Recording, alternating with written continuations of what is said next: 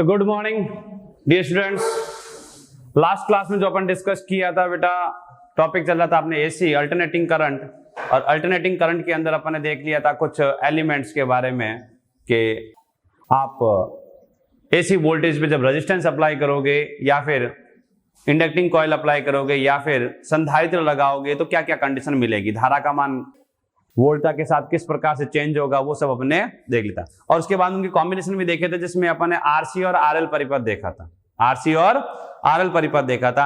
आज देखेंगे एलसीआर परिपथ। क्या देखेंगे? एलसीआर परिपथ। तो नेक्स्ट, अब एलसीआर परिपथ में देखें तो ये आर, ये एल और ये सी, इस पे अप्लाई किया एसी वोल्टेज। एसी वोल्टेज की वैल्यू जो है E equals to E naught sine omega t, ये की के। तो बेटा अपन डिस्कस कर रहे हैं एलसीआर परिपथ। इस एलसीआर परिपथ में ये R, ये L और ये C और अप्लाई एसी वोल्टेज जो है वो है E equals to E naught sine omega t. बेटा अब यहां पर आपको देखना है इसमें कि यहाँ का जो पोटेंशियल ड्रॉप है, यहाँ का जो पोटेंशियल ड्रॉप है, इसका जो पोटेंशियल ड्रॉप है, इसका इनके साथ क्या संबंध है, सर्किट के अंदर करंट क्या चलेगी और करंट की वैल्यू कैसे वेरी करेगी फ्रीक्वेंसी के साथ, वो सब कुछ अपन को देखना है। तो पहले देखें कि यहाँ का जो पोटेंशियल ड्रॉप है वो मान लिया वो पोटेंशियल ड्रॉप है VR। यहाँ का जो पोटेंशियल ड्रॉप आएगा वो VL और ये आ गया VC। अब VL, VC, VR में संबंध देखने के लिए मैं बनाऊंगा यहाँ पर फ्रेजर आरेख, और फ्रेजर आरेख से अपन पता करेंगे कि करंट के साथ VR, VL, VC इनके साथ रिलेशन क्या है। डायरेक्ट नहीं जोड़ लेना है कि जैसे अपन किरचॉफ लॉ के अकॉर्डिंग या फिर जब रेजिस्टेंस अटैच करते थे तो अपन डायरेक्ट लिख देते थे क्या कि VR plus VL plus VC is equal to this. पर यहां पर अब ऐसा नहीं होगा।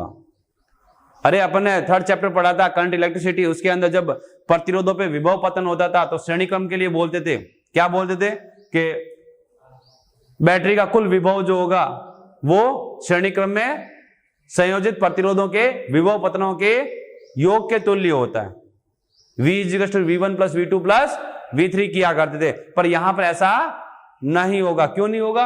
क्योंकि ये रेजिस्टेंस है, ये इंडक्टिंग कॉइल और ये कैपेसिटर है। तीनों ही एलिमेंट क्या है? अलग अलग है, रेजिस्टेंस नहीं। या फिर अगर तीनों में से भी कोई सिमिलर होते तो उस कंडीशन में अपन जैसे वहां करते थे वैसे यहां कर सकते हैं। चलें आगे। तो देखो इसको, इनका पहले बनाते हैं फ्रेजर आरेख। फ्रेजर आरेख बनाए उससे पहले तुम लोगों को पता होना चाहिए कि अपन ने जो आरएल परिपथ और आरसी परिपथ या एल परिपथ, सी परिपथ और आर परिपथ पढ़ रखा है, उनका फ्रेजर आरेख कैसा था, कैसा? ठीक है, पता है, देखते हैं। तो सबसे पहले बात करता हूं किसके लिए? रेजिस्टेंस के लिए। तो रेजिस्टेंस के लिए जो फेज डिफरेंस आया था, कलांतर जो आया था वो आया था 0 डिग्री। इट मींस उसके लिए अगर बात करें, ये VR, ये I दोनों समान कला में थे, दोनों ही समान कला में थे। क्या ठीक है सर? पता है। दूसरा बात देखें अपन किसके लिए? इंडक्टिंग कॉइल के लिए। तो धारा और VL के मध्य जो कलांतर था वो था 90 डिग्री। कितना था? 90 डिग्री। तो यहां पर कि सर यहां पर क्या मानोगे?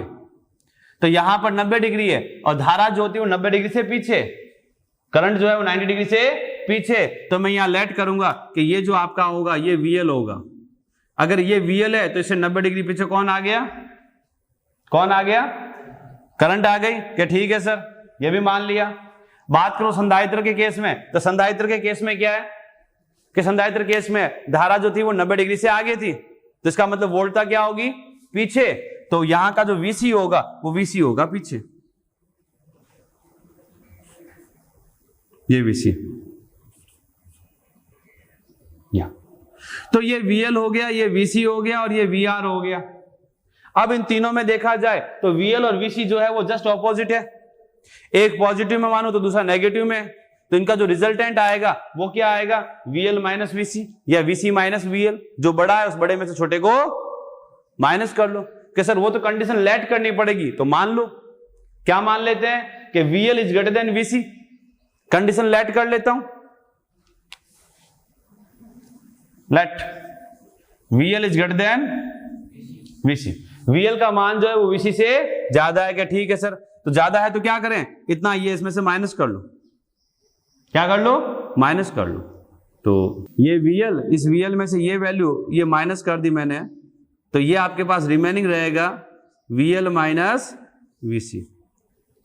तो इन दोनों का VL और VC का रिजल्टेंट आ गया ये VL माइनस VC और ये हो गया VR। तो तीनों में रिलेशन देखा जाए तो ये यहां से देखा जाए इन दोनों का रिजल्टेंट, तो ये आ जाएगा आपके पास में E,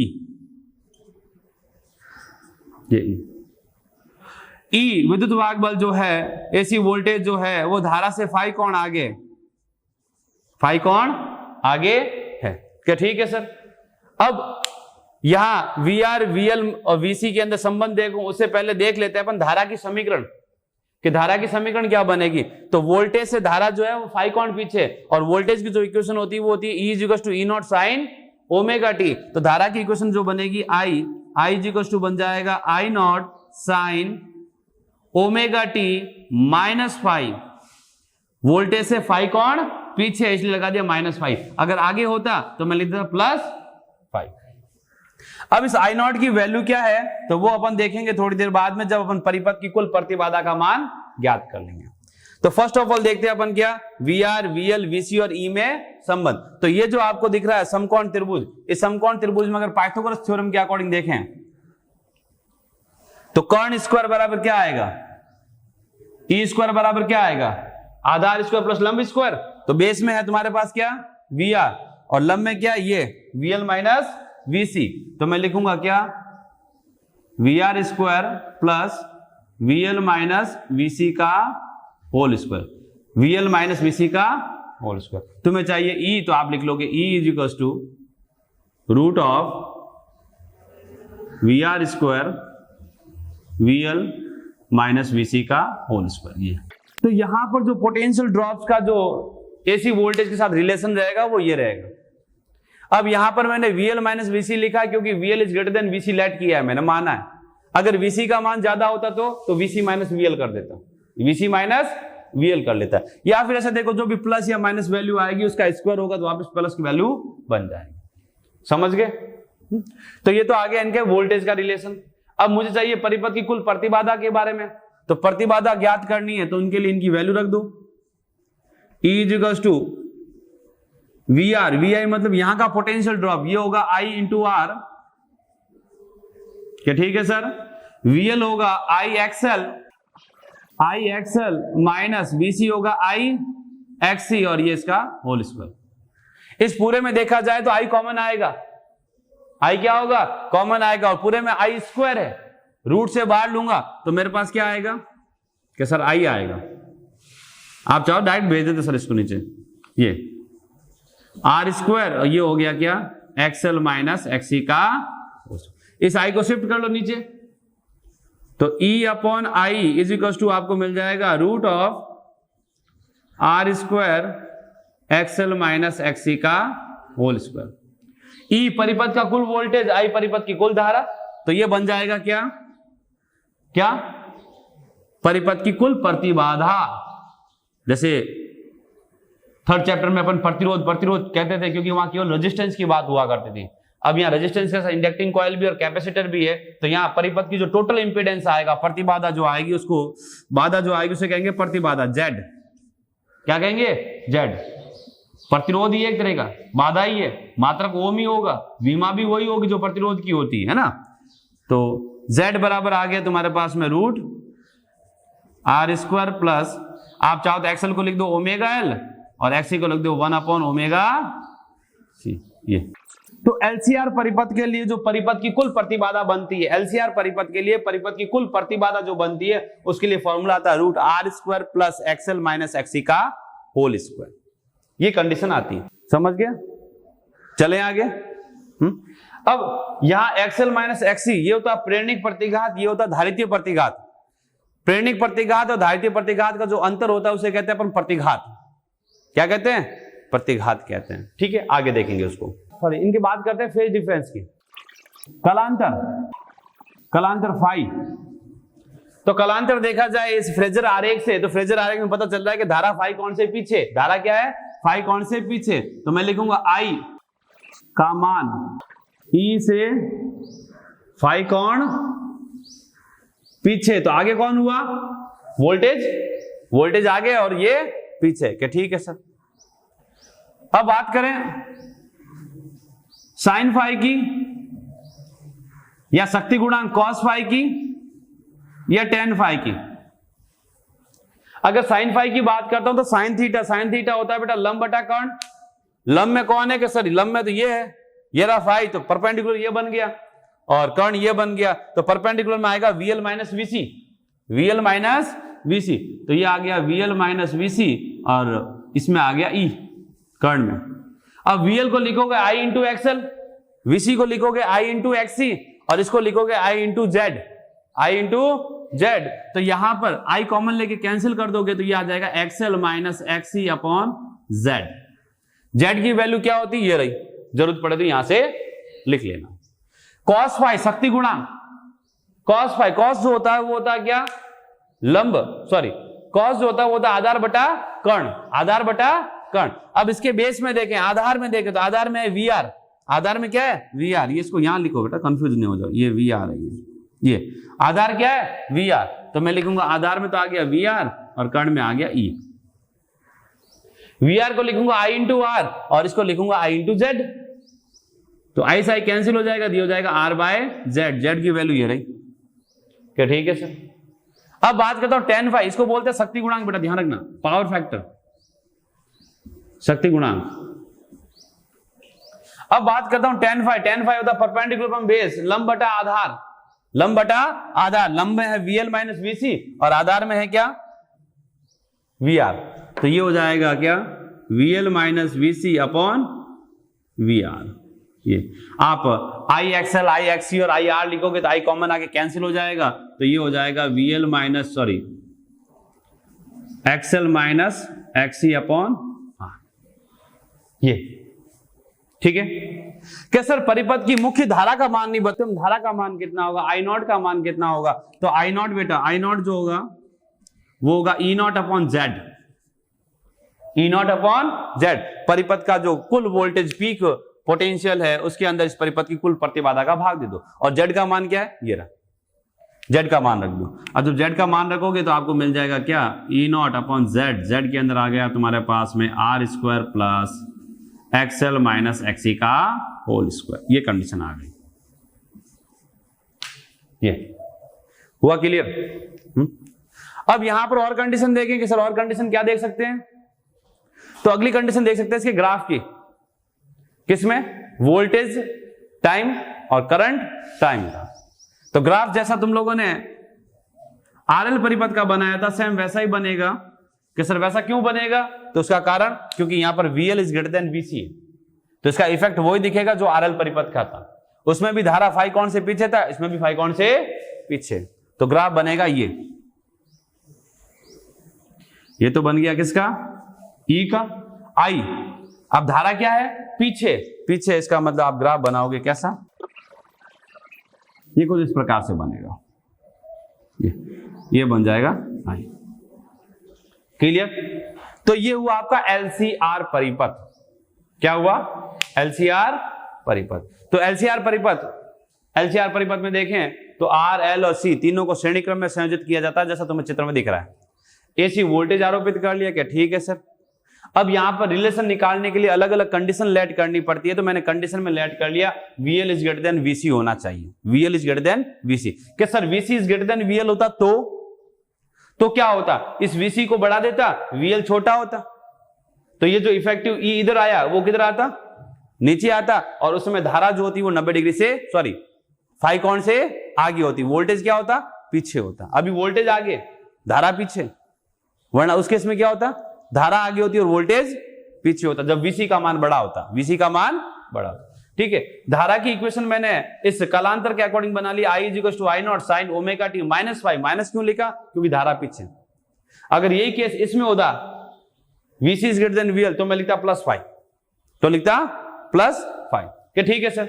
अब यहां पर E, VR, VL, VC में संबंध निकालना था, तो इसी समकोण त्रिभुज को लिया, ये हो गया VL माइनस VC, ये हो गया VR और ये हो गया E।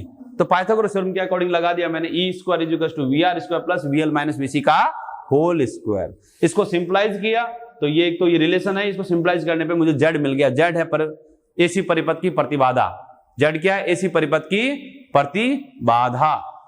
ठीक है, अब कालांतर की बात की तो कालांतर आपको मिल गया फाई, उसके according sine phi, cos phi और टेन फाई। कॉस फाई का आपको पता होना चाहिए क्योंकि वो शक्ति गुणांक है बेटा। शक्ति गुणांक क्या होता है आगे डिस्कस करेंगे। परिपथ की कुल धारा आ गई और ये ग्राफ आ गया। क्लियर है? तो ये है एलसीआर परिपथ। क्या है?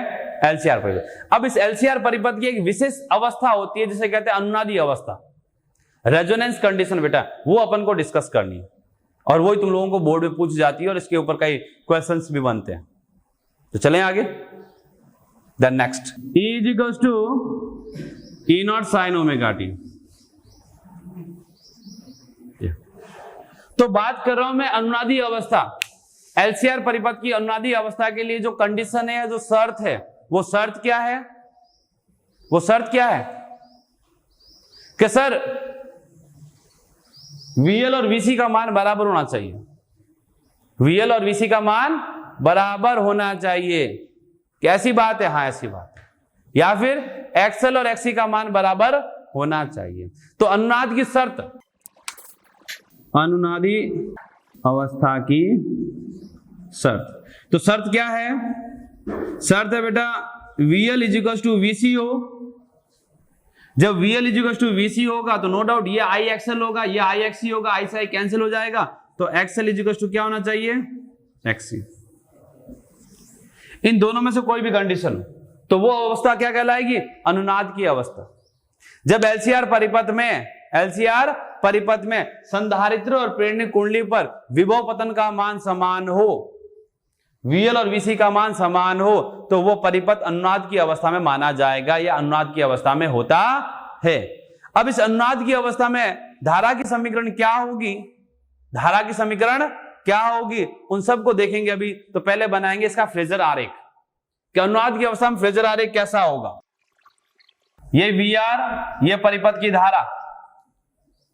बात करूं VL की तो VL जो होता है वो धारा से 90 डिग्री आगे होता है और VC जो होता है वो 90 डिग्री पीछे होता है।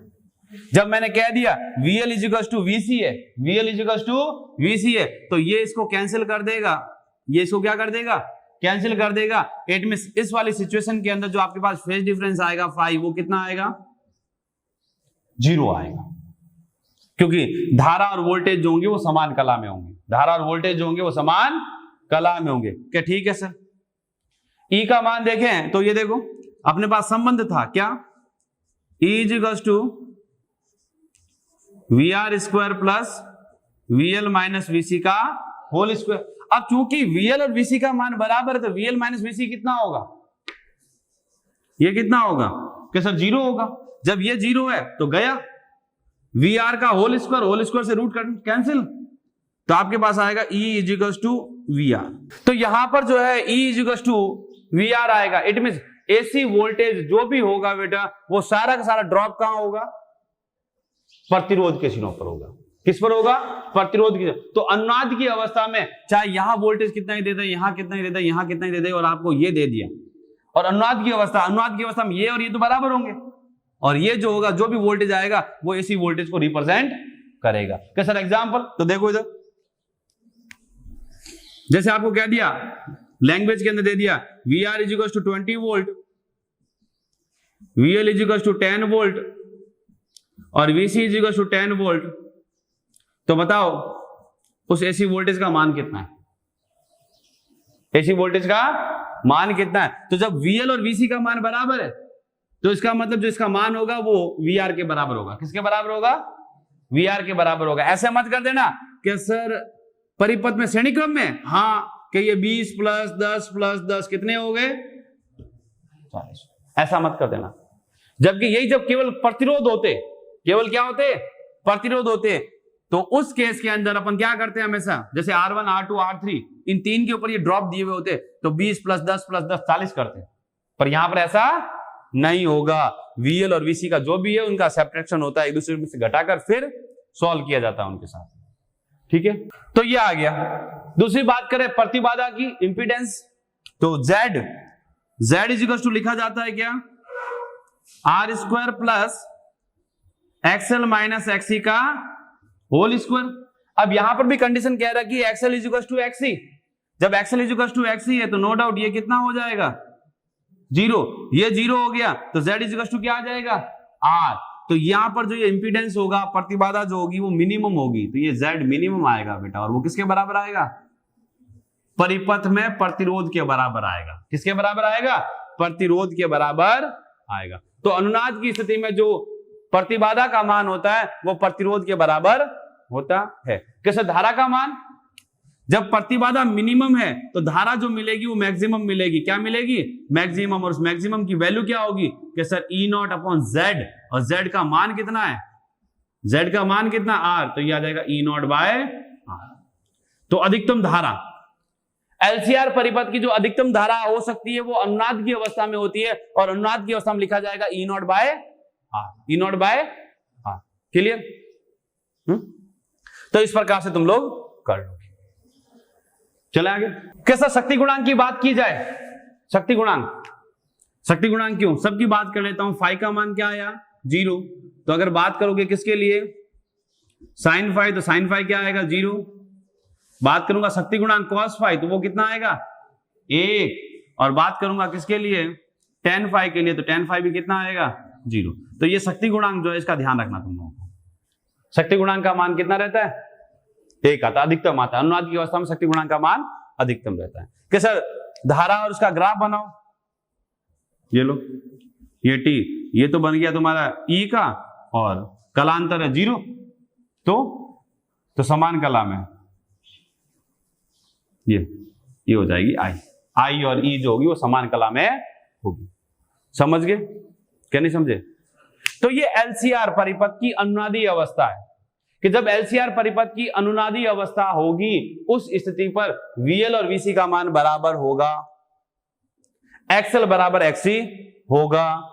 परिपथ का जो भी वोल्टेज होगा, परिपथ का जो भी वोल्टेज है वो प्रतिरोध के सिरों पर आरोपित वोल्टेज के बराबर होगा, E इक्वल्स टू वीआर के बराबर होगा। परिपथ की प्रतिबाधा की बात करूं तो प्रतिबाधा का मान जो होगा वो प्रतिरोध के तुल्य होगा, प्रतिरोध के तुल्य होगा। और अगर धारा की बात करूं तो धारा का मान अधिकतम होगा, प्रतिबाधा न्यूनतम तो धारा अधिकतम, वो होगा ई नॉट बाय आर। शक्ति गुणांक का मान अधिकतम होगा और धारा और वोल्टेज समान कला। क्लियर? कि सर सब ठीक है, आपने ये बता दिया कि अनुनाद की अवस्था। अब ये अनुनादी अवस्था मिलती कब है, कौन सी आवृत्ति पे मिलेगी, तो वो अपन देखते हैं। तो बात कर रहा हूं किसकी, अनुनादी आवृत्ति, रेजोनेंस फ्रीक्वेंसी। तो रेजोनेंस फ्रीक्वेंसी क्या होती है, तो प्रत्यावर्ती वोल्टता का वह आवृत्ति का मान जिस पर परिपथ अनुनादी अवस्था में हो। प्रत्यावर्ती स्रोत की वह आवृत्ति जिस पर परिपथ किस अवस्था में हो, अनुनाद की अवस्था में हो। किस अवस्था में हो, अनुनाद। अनुनाद की अवस्था का मतलब है वीएल का मान वीसी के बराबर हो, एक्सएल का मान एक्सी के बराबर हो, या परिपथ में प्रतिबाधा का मान न्यूनतम और धारा का मान अधिकतम, धारा का मान अधिकतम हो। तो समझना, इधर मैं बोल रहा हूं क्या, if F equals to F R होगा, एफ इजिकल्स टू क्या होगा, एफ आर होगा, तो ये होगी अनुनादी अवस्था, अनुनादी अवस्था। इस अनुनादी अवस्था में क्या होता है तो पहले बता चुका हूं, क्या VL बराबर VC होगा, यस सर। XL बराबर XC होगा, यस सर। जब VL बराबर VC होगा तो आप लिखोगे VL माइनस VC बराबर 0, आप लिखोगे XL माइनस XC बराबर 0। क्या ठीक है सर? Z बराबर क्या होता है, R। Z जो होता है वो मिनिमम होता है, प्रतिबाधा का मान न्यूनतम होता है, धारा जो होती है वो मैक्सिमम होती है, और वो आती है E नॉट बाय R। ये ठीक है। अब क्या सर सब बातें सही है, आप तो अनुनादी आवृत्ति का मान बताओ, इस FR का मान बताओ। तो अभी बताते हैं। इसकी वैल्यू देखनी है तो वैल्यू के लिए बेटा कोई भी एक कंडीशन उठा लो, ये या ये, कि कोई भी उठा लो। मान निकालने के लिए मैंने मान लिया क्या, एक्सएल इज इक्वल टू क्या होना चाहिए, एक्सी। दोनों की वैल्यू लिख दो। एक्सएल इज इक्वल टू क्या होता है कि सर एक्सएल होता है ओमेगा एल, एक्सी क्या होता है 1 अपॉन ओमेगा सी। ओमेगा को शिफ्ट कर लो इधर, इधर शिफ्ट किया तो omega multiply omega, omega square हो जाएगा। एल को शिफ्ट किया इधर तो ये हो गया 1 अपॉन एल सी। अब यहां पर ये अनुनादी अवस्था है, क्या है, अनुनादी अवस्था है तो आप चाहो तो यहां पर आर लिख सकते हो, रेजोनेंस एंगुलर फ्रीक्वेंसी हो जाएगी बेटा, अनुनादी कोणीय आवर्ती, अनुनादी कोणीय आवर्ती। तो यहां से ओमेगा आर की वैल्यू आएगी omega R is equal to 1/√LC, 1/√LC। वर्गमूल ले लिया बेटा, दोनों तरफ क्या कर लिया, वर्गमूल ले लिया, वर्गमूल ले लिया तो आ गया omega R is equal to 1/√LC। ठीक है, अब इसका नाम ध्यान रखना, इसको क्या कहेंगे, अनुनादी आवर्ती नहीं है, यह है अनुनादी कोणीय आवर्ती। ये क्या है, अनुनादी कोणीय आवर्ती के। ठीक है सर, आवर्ती बताओ, तो ओमेगा बराबर क्या होता है 2πf, तो इस ओमेगा को लिखूंगा क्या 2πfr, ये तो यहां पर ये वैल्यू है 1/√LC, इस 2π को अपॉन में शिफ्ट कर लो, 2π को अपॉन में शिफ्ट कर लो तो ये आएगा FR is equal to 1/2π√LC।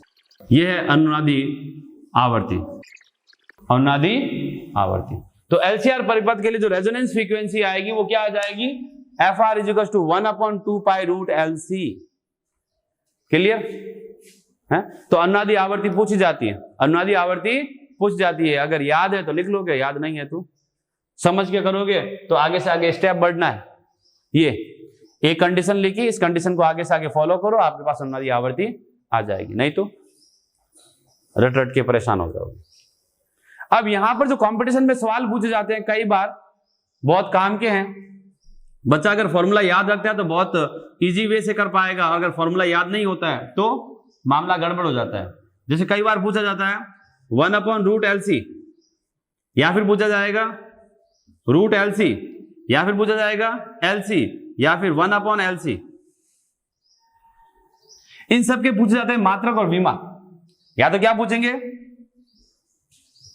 Unit, या फिर पूछे जाएंगे डायमेंशन।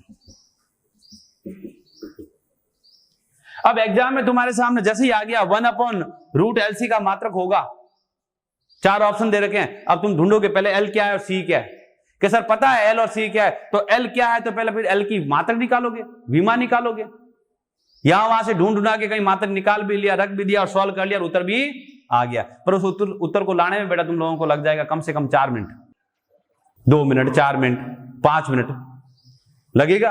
अब उसमें भी सही आएगा कि नहीं आएगा, वो कोई अगर एकदम परफेक्ट वे से चले तो हो सकता है सही आ जाए, पर गलती होने के चांसेस ज्यादा रहेंगे। पर अगर यही तुम लोगों को ये फॉर्मूला याद है FR is equal to 1/2π√LC, के 1/LC क्या था कि सर आवर्ती थी, क्योंकि 2π का तो मात्रक होता नहीं, कांस्टेंट है, तो ये क्या थी, आवर्ती थी, तो ये किसका मात्रक बनेगा कि सर आवर्ती का, और आवर्ती का मात्रक क्या होता है कि सर वही सेकंड इनवर्स या फिर हर्ट्ज, या फिर हर्ट्ज।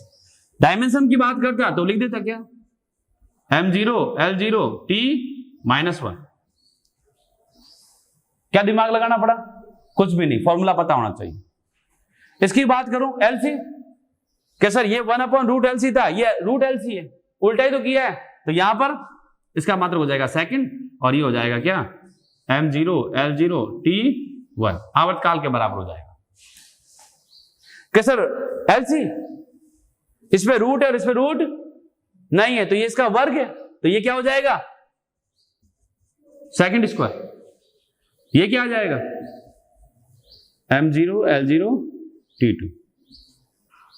और 1/LC की बात करता तो इसका उल्टा सेकंड माइनस का स्क्वायर, या फिर M0 L0 T-2। तो कितना सिंपल हो गया है, अरे हुआ नहीं हुआ, सिंपल सा 12th की बोर्ड के अंदर सवाल आएगा LC का मात्रक है, √LC का मात्रक है, विमा लिखो। अब जिसने लिख लिया लिख लिया, याद है लिख लिया, नहीं तो फिर पकड़ पकड़ के लाना। L क्या था कि प्रेरकत्व था, वो कहां फॉर्मूला पकड़ोगे, फिर वहां से मात्रक बना के लेके आओगे, फिर C को पकड़ोगे, C क्या था धारिता थी, उसको पकड़ के लाओगे और फिर करोगे। जब रास्ता लंबा होगा तो गलतियां होने के चांसेस ज्यादा होते, ठीक है। पर उसी को अपन ने आगे सिंपलाइज पहले से कर रखा, थोड़ा ध्यान है तो आप उससे भी कर सकते। शॉर्टकट नहीं है, ये स्मार्ट वर्क है, ये शॉर्टकट नहीं है, ये स्मार्ट वर्क है कि आपको याद है कि 1/2π√LC फ्रीक्वेंसी होता है। कोई मान लेना कि सर ये तो शॉर्टकट हो गया या फिर ये ट्रिक हो गई या फिर आप तो याद कर, अरे याद का ये तो याद है ही तुम्हें। इस जो याद किया हुआ है इसका आपको यूज करना है। क्या करना है? यूज करना है, स्मार्ट वर्क करके, स्मार्ट तरीके से। ठीक है, अरे बोलो नेक्स्ट। तो ये आगे बेटा अनुनादी आवर्ती। तो नेक्स्ट अपन देखते हैं बेटा अनुनादी अवस्था के लिए ग्राफ की बात करते हैं। ग्राफ कैसे कैसे बनते हैं? ये फ्रीक्वेंसी, सबसे पहले मैंने ले लिया रेजिस्टेंस का, फ्रीक्वेंसी पे डिपेंडेंस। तो तुम लोगों को पता है कि रेजिस्टेंस की जो वैल्यू होती है वो फ्रीक्वेंसी पे डिपेंड नहीं करती है, फ्रीक्वेंसी पे डिपेंड नहीं करती है। तो इसका ग्राफ आएगा कांस्टेंट। क्या आएगा? कांस्टेंट। फिर बात करते हैं एक्सेल की। एक्सेल, तो एक्सेल जो था, एक्सेल इज इक्वल टू था ओमेगा एल, और ओमेगा होता है 2πfl। तो एक्सेल इज डायरेक्टली प्रोपोर्शनल है एफ। तो यहां इसका ग्राफ बनाया जाए तो ये आएगा कुछ इस प्रकार से, ये ऐसा। क्या ठीक है? अब बनाए एक्सी, ये तो एक्सेल था, अब बनाए एक्सी। इन दोनों का फेज ऑपोजिट होता है। फेज कैसा होता है? ऑपोजिट होता है। तो इसका मैं क्या करता हूं, इसको प्लस में ले लिया तो उसको माइनस में ले लेता हूं। किस में ले लेता हूं? प्लस में, माइनस में, सॉरी, एक्सी। तो एक्सी का बनाऊंगा तो अनुनाद की जो कंडीशन होगी उसमें ये एक्सेल और एक्सी का मान क्या होगा? बराबर होगा। मैं यहां पर कोई अनुनाद की कंडीशन लेके चलूंगा तो ये इस टाइप का ग्राफ आएगा। क्यों आएगा? क्योंकि एक्सी इज इनवर्सली प्रोपोर्शनल होता है एफ, पहले अपन बना चुके हैं। फिर लेते हैं जेड के लिए। किसके लिए? जेड। जेड मतलब प्रतिबाधा, ये जेड। तो जेड के लिए जो संबंध होता है वैसे ये Z is equal to √r² XL minus XC का होल स्क्वायर। यहां पर फ्रीक्वेंसी आएगी एफ। तो जब अनुनाद की स्थिति होती है, अनुनाद की स्थिति, ये मान ली मैंने अनुनाद की आवर्ती ऐसे, ये तो ये आपके पास एक्सी और ये एक्सएल, इन दोनों की वैल्यू बराबर है। तो ये अनुनाद की फ्रीक्वेंसी मान ली। और अनुनाद की कंडीशन जो प्रतिबाधा का मान होता है वो न्यूनतम होता है, और किसके बराबर होता है? आर के बराबर। तो ये कंडीशन आएगी कुछ इस प्रकार से, ऐसे। ये जेड का ग्राफ है बेटा। इट मींस जैसे जैसे आवर्ती बढ़ाते हो तुम लोग, आवर्ती एसी सोर्स की आवर्ती बढ़ाओगे तो आवर्ती बढ़ने के साथ साथ पहले प्रतिबाधा का मान घटता है, घटता है, घटता है, घटता है। अनुनाद की अवस्था में जो प्रतिबाधा का मान होता है वो न्यूनतम होता है, वो प्रतिरोध के बराबर होता है, और उसके बाद वापस प्रतिबाधा का मान बढ़ता है, प्रतिबाधा का मान बढ़ता है। धारा की बात करूं, कैसे? धारा की भी बात कर लो। धारा आई, जब अनुनाद की अवस्था होती है, जब प्रतिबाधा का मान प्रतिरोध के बराबर होता है, न्यूनतम होता है, तो उस स्थिति में धारा का मान अधिकतम होगा। धारा का मान क्या होगा? अधिकतम होगा। तो ये रेजोनेंस कंडीशन, रेजोनेंस कंडीशन में धारा का मान मैक्सिमम होगा। ये जब धारा का मान मैक्सिमम होगा तो आप ग्राफ बनाओगे कुछ इस प्रकार से। आवर्ती के बढ़ने के साथ साथ धारा का मान बढ़ता है। अनुनाद की अवस्था में अधिकतम धारा मिलती है और अनुनाद की स्थिति के बाद वापस घटता है। क्लियर? अरे बोलो है? तो ये अलग अलग ग्राफ है, सारे के सारे अपन ने देख लिया। आवर्ती के साथ इनकी डिपेंडेंस कैसी है? किसकी?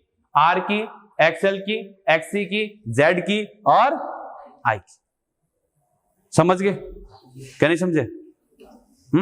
तो ये कंडीशन रहेगी। जब अनुनाद की स्थिति आएगी तो ये एक्सएल और ये एक्सी, इन दोनों की वैल्यू बराबर होगी, प्रतिबाधा का मान न्यूनतम होगा प्रतिरोध के बराबर, और धारा का मान अधिकतम होगा ये, और इसका मान आएगा E0/R, E0/R। क्लियर? तो अब नेक्स्ट देखेंगे अपन क्या? नेक्स्ट कल क्लास में देखेंगे क्या? अर्ध शक्ति आवर्ती, बैंड चौड़ाई और शक्ति, और शक्ति। इसमें तुम्हारा आई थिंक बैंड चौड़ाई वगैरह ये टॉपिक देख लेना, हटे या नहीं हटे, पर अपन इसको करेंगे क्योंकि बोर्ड में नहीं आएगा तो क्या हुआ, कंपटीशन के अंदर कंप्लीटली पूरा ही आएगा। क्लियर? तो नेक्स्ट मिलते हैं कल।